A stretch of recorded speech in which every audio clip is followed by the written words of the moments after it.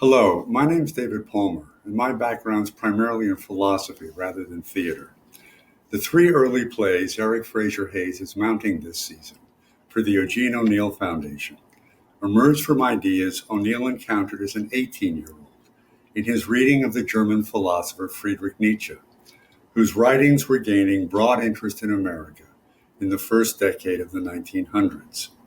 For Nietzsche, who was trained as a classical Greek scholar, tragedy arises from a tension between the Dionysian and the Apollonian, two elements of the human condition that Nietzsche named for different Greek gods.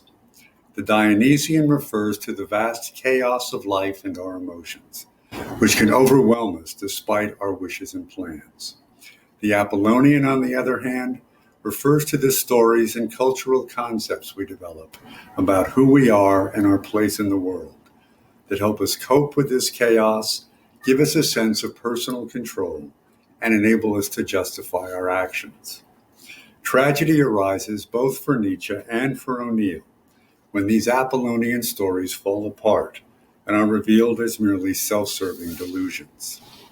O'Neill explores this conception of tragedy most explicitly in his depiction of pipe dreams in The Iceman Cometh, which he wrote 25 years after these early plays.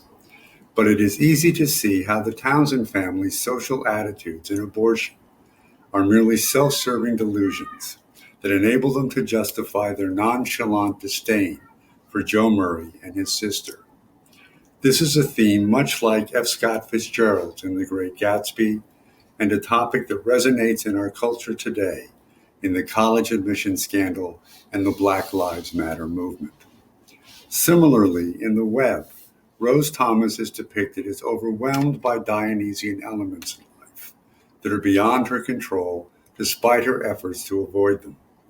Her situation is what Mary Tyrone recognizes in Long Day's Journey into Night, which O'Neill completed 27 years later in 1941.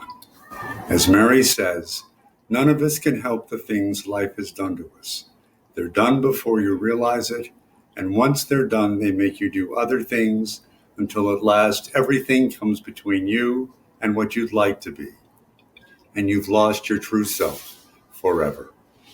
These early plays are among the first seeds in the development of O'Neill's vision of tragedy, a vision that reveals both the necessity and the fragility of these Apollonian stories that ground our sense of personal dignity amid the Dionysian chaos of life. Emerging from Nietzsche's ideas, O'Neill's tragic vision set the tone and direction for much of American drama that followed in the 20th and 21st centuries.